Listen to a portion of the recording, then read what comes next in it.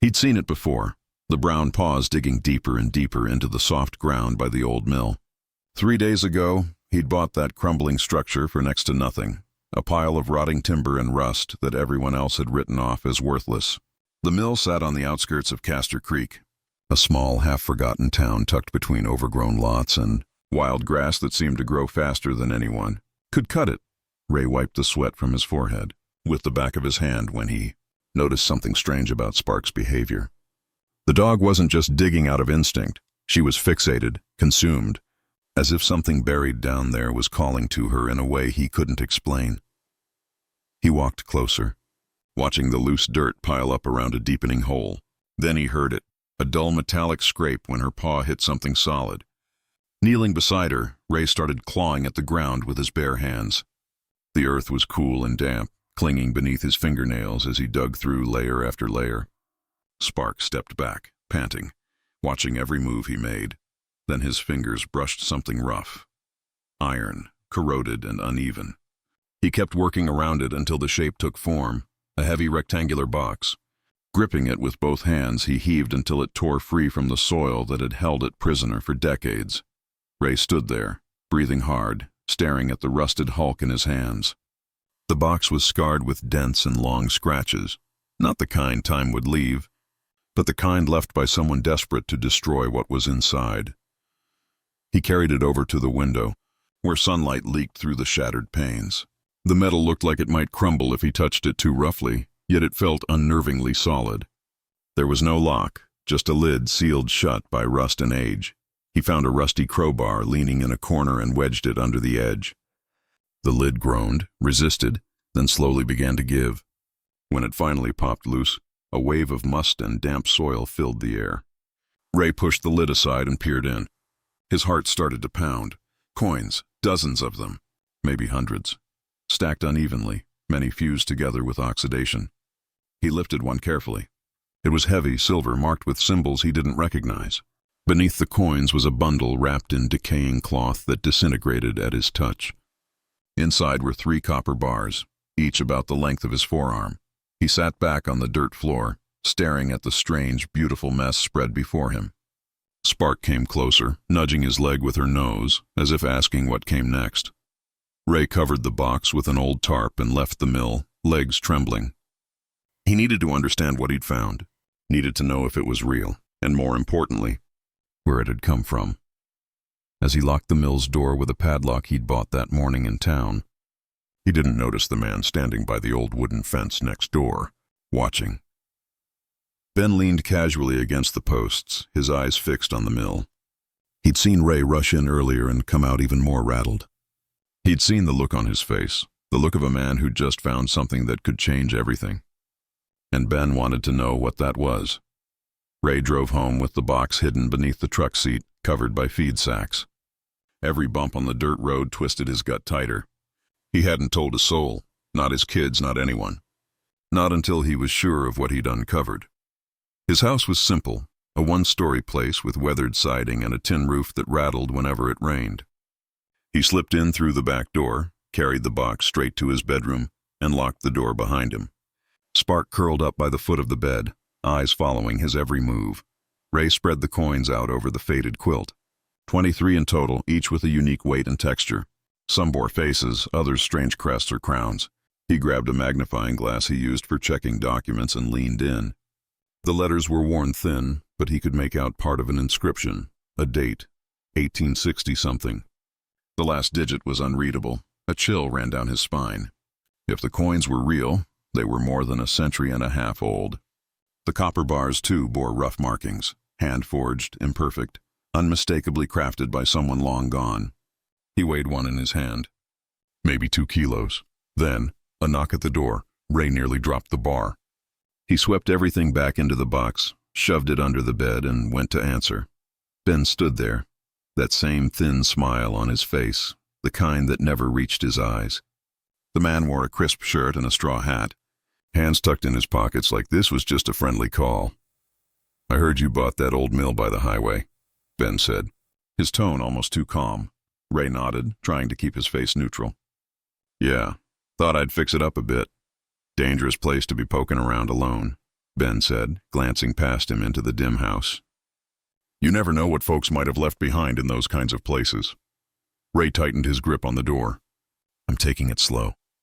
Ben lingered a moment longer, studying Ray's face like he was reading a hidden message.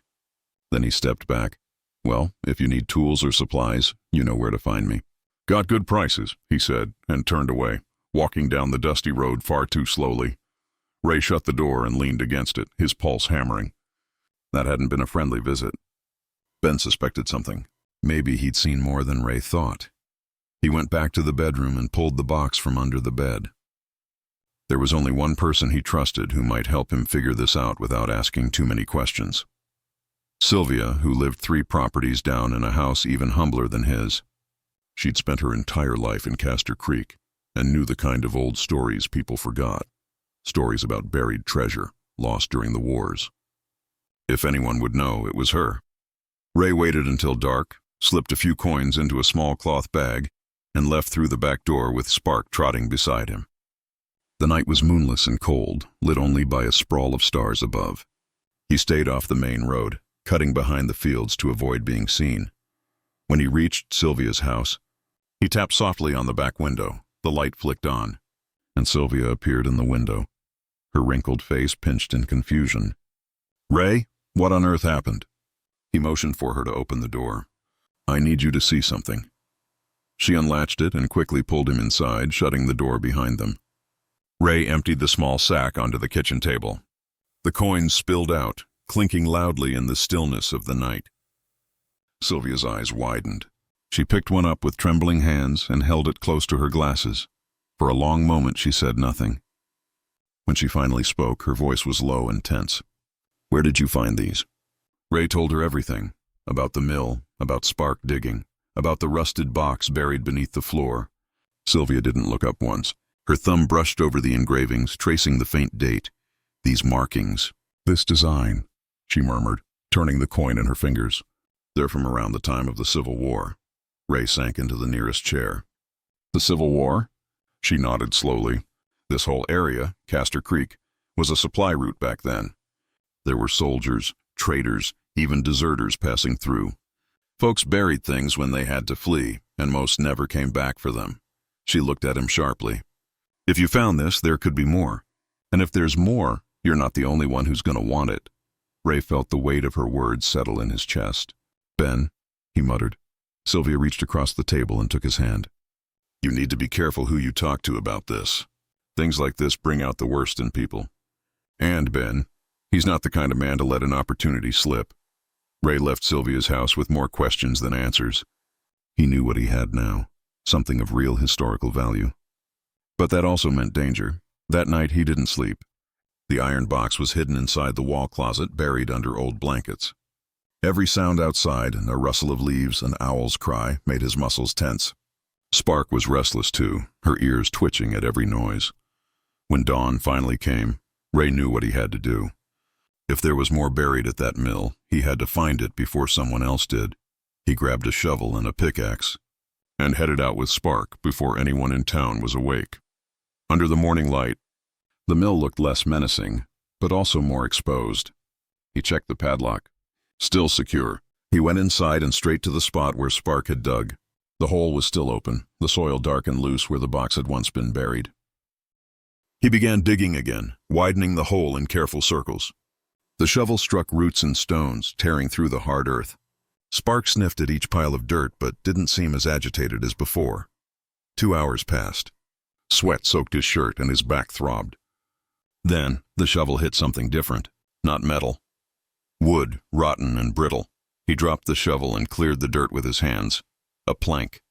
Beneath it, a hollow space, a dugout compartment within the mill's foundation. He pulled the plank aside and peered in. Inside were 3 smaller boxes, all made of wood, warped and softened by time. He dragged the first one out and opened it. More coins, gold this time, and smaller, darker ones mixed in.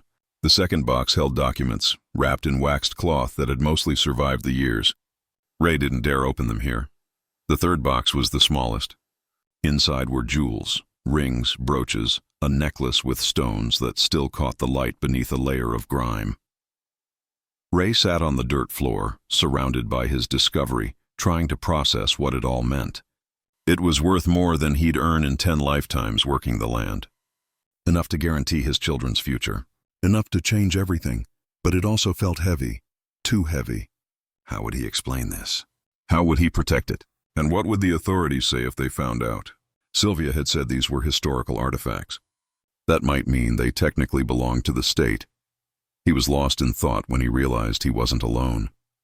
A shadow fell across the doorway. Ray turned sharply. Ben stood there, and he wasn't alone. 2 younger men flanked him, their faces hard, their clothes smeared with dirt. Ben stepped inside, his gaze immediately locking on the open boxes. The smile that spread across his face wasn't friendly. "So this is it," he said, his voice echoing through the empty mill. "I knew you'd found something. Saw it in your face yesterday." Ray rose slowly, positioning himself between Ben and the treasure. "This is mine, Ben." Ben laughed, a short, humorless sound. "Yours? You bought a broken-down mill, Ray, not what was hidden in it. That's abandoned treasure. Belongs to whoever claims it. And looks like that's us." The 2 men stepped forward. Spark growled, her fur bristling. "I'm not letting you take it," Ray said, surprised by the steadiness in his own voice. Ben sighed, as if dealing with a stubborn child. "You don't seem to understand. I'm not asking. I'm telling you, we can do this easy. You take, say, 20% and I'll handle the rest. Or we can do it the hard way." He gestured lazily. The 2 men closed in. Ray's eyes darted from the boxes to Spark, coiled and ready, to the blocked doorway. He calculated his chances. "They weren't good. I need time to think," he said, stalling. Ben shook his head. "No, Ray, you need to decide now." That's when Spark lunged. She leapt at the nearest man, snarling, teeth flashing. The man stumbled back, shouting. Ray seized the moment, grabbing the original iron box, the heaviest one. Ben shouted something, but Ray was already sprinting toward the side door that opened into the back lot. Heavy footsteps pounded behind him, hands clawing at his shirt. Spark barked furiously, keeping the men back for precious seconds. Ray crashed through the door, stumbling over debris, and bolted into the thick brush behind the mill. Branches whipped his face. Stones twisted his ankles, but he didn't stop. Spark appeared beside him, keeping pace. Behind them, Ben's voice tore through the air. "You can't hide that forever, Ray. I've still got the others. I'll find you." Ray kept running until his lungs burned and his legs gave out. Finally, he ducked behind a wall of old stones, clutching the box to his chest, Spark panting beside him. He'd lost most of the treasure, but he still had the first box, and now he knew one thing for certain. Ben wouldn't stop until he had it all. When Ray finally reached home through the back field, his shirt was torn and his face streaked with blood and dirt. He hid the box where it had been before, then washed his arms in the kitchen sink.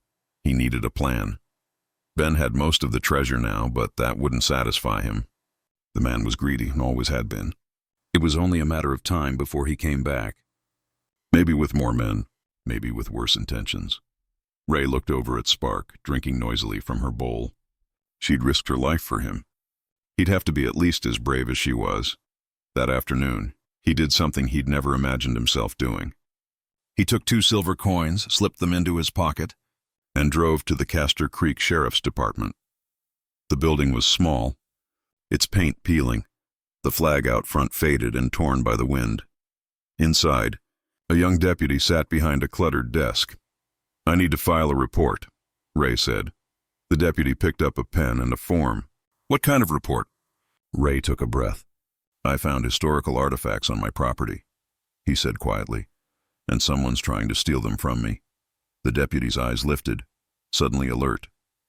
"What kind of artifacts?" Ray set the 2 coins on the desk.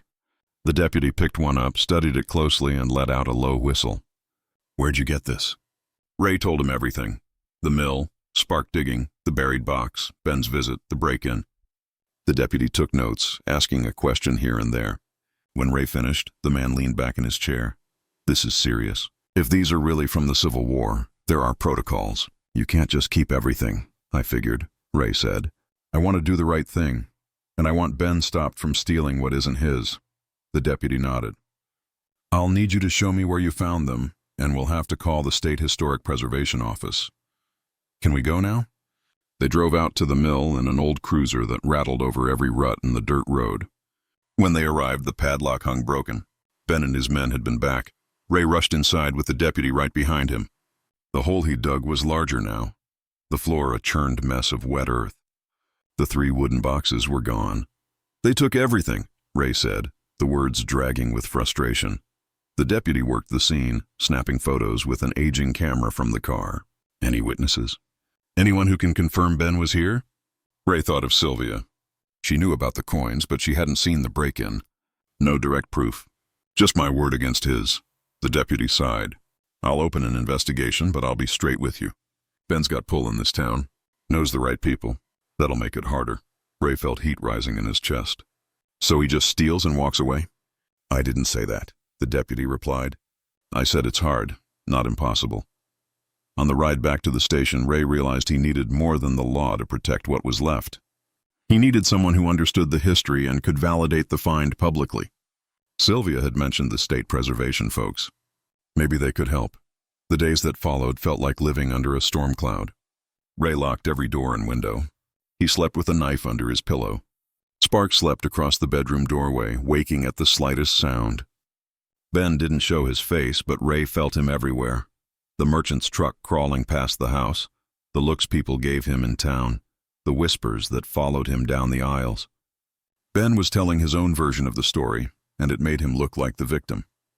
A week after the mill was ransacked, an official sedan stopped in front of Ray's place. A middle-aged woman stepped out with a leather portfolio and introduced herself as a representative of the State Historic Preservation Office. "The deputy told me about your discovery," she said. "I'd like to examine the artifacts if you still have them." Ray let her in and showed her the iron box with the coins and copper bars he'd saved. She slipped on thin gloves and handled each piece with careful reverence, noting details, taking photos, measuring and weighing. When she finished, she looked at Ray, her expression sober. "These are authentic. Spanish silver coins and copper bars dating to around 1868, extremely rare." Ray swallowed. "What happens to them now?"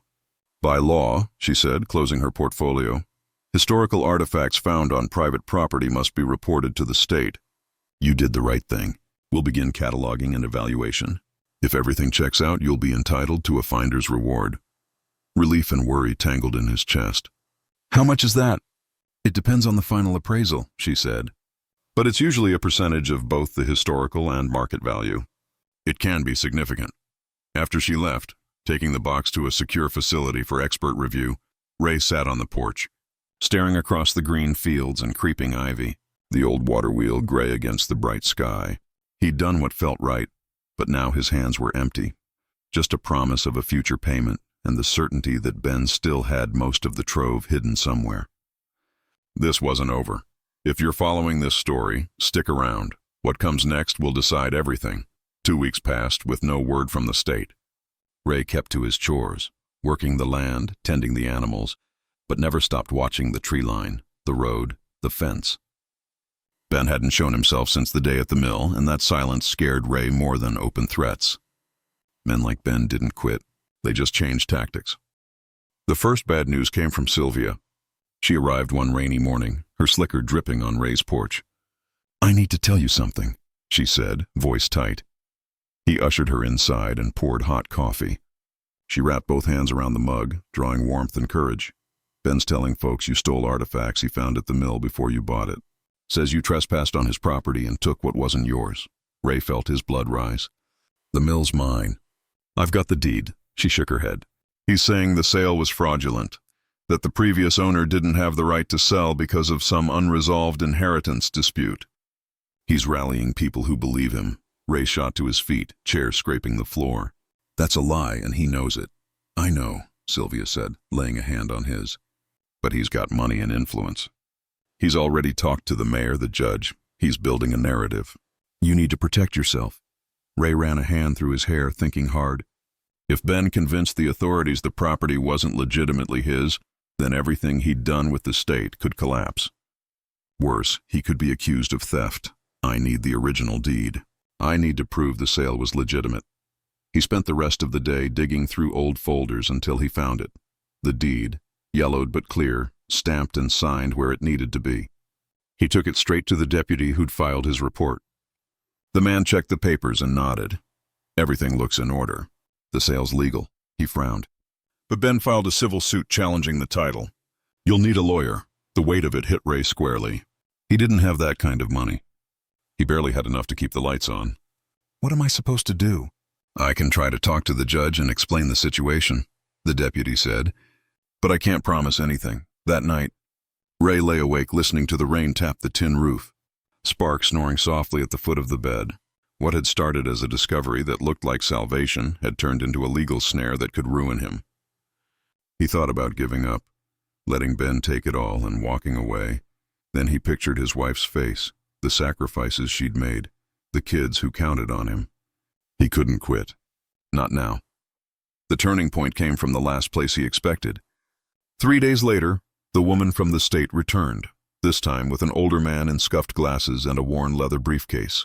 He introduced himself as a historian specializing in the Civil War. We completed the evaluation, he said, opening the case and pulling out a thick report. These are artifacts of immeasurable historical value. The coins are rare, some of the few that survived the period. The copper bars bear markings indicating they were smelted in the field, likely by soldiers preserving resources during a retreat. Ray listened in stunned silence, trying to grasp it. What are they worth? In dollars. In financial terms, the man said, adjusting his glasses. The market appraisal is around $200,000. The historical value is far greater. Ray's knees went weak. $200,000 was more money than he'd ever seen. The woman from the state continued. By law, you're entitled to 30% as a finder's reward for reporting properly. That's $60,000. He had to sit down. $60,000 would change everything. Pay debts, secure his kids' education, finally give them a foothold. But there's a complication, the historian added, his expression turning grave. We've been informed there's a legal dispute over the property where the artifacts were found. They couldn't release the reward until the case was resolved. Ray felt hope drain from him. Ben, always Ben. The woman from the preservation office seemed to sense his frustration. There's something that might help you, she said. We did a full background check on the property. The mill is registered in your name, completely legal. That supposed inheritance dispute Ben's claiming? There's no record of it anywhere. It's a fabricated case. The older historian pulled another document from his case. We prepared this technical report confirming both the legitimacy of your ownership and the authenticity of the discovery. You can use it in court. Ray took the report with shaking hands. It felt like a weapon, a way to finally fight Ben on equal ground. Thank you, he managed to say. For the first time, the woman smiled. You did the right thing, Mr. Harlan. Most people would have tried to sell everything under the table. Your honesty will be rewarded. We just need this legal issue settled first. When they left, Ray pressed the report against his chest and closed his eyes. He had a chance now, a real one, but he also knew Ben wouldn't take defeat quietly. The man had too much to lose if the truth came out. And desperate men were dangerous. Ray looked over at Spark. The dog gazed back with those steady, loyal eyes. We'll see this through, he whispered. No matter what Ben tries, we'll see it through. Ben's response came faster than Ray expected. That night, Spark's low growl woke him. She stood at the window, fur bristling, eyes locked on something outside. Ray crept over and peeked through the curtain. 3 figures moved near the tool shed carrying gas cans. His pulse surged. They were going to set the place on fire. Without thinking, he grabbed his father's old shotgun, checked the chamber, and threw the front door open. Spark bolted out, barking furiously. Ray fired a warning shot into the air. The blast shattered the quiet night. Get off my property, he shouted, his voice hoarse with rage and fear. The figures dropped the cans and ran toward a pickup parked further down the road. Spark chased them, snarling. As one man passed through the porch light, Ray saw his face, one of Ben's men from the mill. The truck roared off, kicking up a cloud of dust. Ray ran to the shed. The gas cans lay spilled across the dirt, the sharp stench of fuel filling the air. They'd been seconds away from torching everything. If Spark hadn't woken him, if he'd hesitated, his home and everything he owned would have been gone. He called the sheriff's office. The same young deputy arrived half an hour later, this time with a partner. They examined the cans, took photos, and jotted notes. Did you see who they were? Ray described the man he recognized. He was with Ben when they broke into the mill. The deputies exchanged a look. That's attempted arson. We'll bring him in for questioning. For the first time in weeks, Ray felt a flicker of hope. Maybe finally Ben would face consequences. But the deputy tempered it. If he admits Ben sent him, we've got something. If he doesn't, it's hard to prove. Ray stayed up the rest of the night, the shotgun by his bed, Spark curled near the door. Every creak, every rustle felt like another threat creeping through the dark. By sunrise, he was exhausted, but alive. By midday, Sylvia showed up, her face pale with worry. I heard what happened, she said. Everyone's talking about it. Ray told her everything. She shook her head. He's desperate. That means you're winning, but it also means he might try something worse. I can't live like this, Ray said. I can't keep waiting for him to strike again. I have to end it. The opportunity came 2 days later. The deputy returned with news. We questioned the man you identified. He denied everything at first. But once we showed him the gas cans and explained he could face years in prison for attempted arson, he started talking. Ray leaned forward. He said Ben paid them to scare you, to make you give up the mill and drop the case. The deputy paused. That's enough to issue a warrant for Ben's arrest. A wave of relief hit Ray so hard his knees nearly gave out. Finally, and one more thing, the deputy added. We've got a search warrant for Ben's property. If he still has those stolen artifacts, we'll find them. The raid happened that same afternoon. Ray didn't go, but Sylvia was in town when the officers showed up. She told him later, Ben had shouted, accused them of harassment, even threatened to sue. But when they found the 3 wooden boxes hidden in his basement, the coins, the jewelry, everything, he had nothing left to say. They arrested him on the spot, handcuffed in front of half the town. Ray was at the station when the recovered boxes arrived. The woman from the preservation office was there too, summoned to identify them. She examined each item carefully before nodding. These are the remaining artifacts from the original discovery, she confirmed. All authentic, all part of the same treasure. The deputy turned to Ray. With this, and the arson testimony, the case against Ben is airtight. He'll face charges for theft of historic property, attempted arson, and fraud. Ray could barely believe it. It was over, the long war finally over, but the deputy wasn't finished. There's more. With all artifacts recovered and the confirmation that you're the rightful owner of the land, the state can now process your full reward. The entire trove will be reappraised. The woman opened her folder again, showing the new numbers. With everything recovered, the total valuation is about $350,000. Your 30% share comes to $105,000. Ray had to grip the edge of the table to stay upright. $105,000, more than he'd ever dreamed. In the weeks that followed, everything fell into place. Ben was formally charged and held without bail due to the severity of his crimes. The ownership dispute was dismissed. The mill was confirmed as legally Ray's. The preservation office completed all the paperwork for his reward. And then, after months of tension and fear, the news finally came. The money had been approved for transfer. Ray held the confirmation letter in his hands and wept. For the first time since his wife died, he cried tears of relief. Spark nudged his leg, sensing the weight of the moment. He stroked her head. We did it, girl, he whispered. We finally did it. The money hit his account on a bright Thursday morning. The bank manager called him into her office, a polished smile on her face. Mr. Harlan, the deposit has cleared. $105,000. She turned her computer screen toward him. The numbers glowed on the monitor, solid and real. Ray stared at them, afraid they'd vanish if he blinked. The manager kept talking about investment options and ways to make the money grow, but he barely heard her. His mind was already running through the list he'd made over sleepless nights. First, the debts. He paid off everything. The farm co-op, the general store, the vet who'd saved Spark the year before. Years of overdue bills, interest, and collection calls, gone in one afternoon. The relief felt physical, like shedding a heavy coat he'd carried for too long. Next came the house. The roof leaked in 3 places. The wiring was a fire hazard. The old clapboard walls needed reinforcement.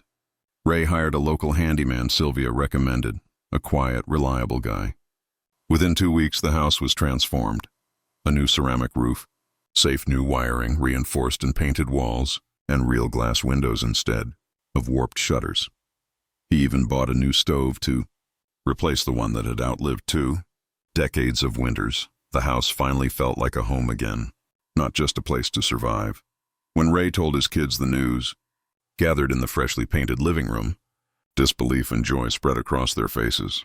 He explained everything: the discovery, the fight against Ben, and his choice to do things the right way, even when it was the hardest thing to do. His oldest, 17, blinked back tears. "Dad, does this mean I can keep studying?" Ray nodded, his throat too tight for words. He'd already set aside a large part of the money for their education. They'd have the chance he never did, the freedom to choose their own paths. Next, he went to see Sylvia. She'd stood by him when no one else had, offering guidance, faith, and a kind of strength that had kept him steady through the darkest months.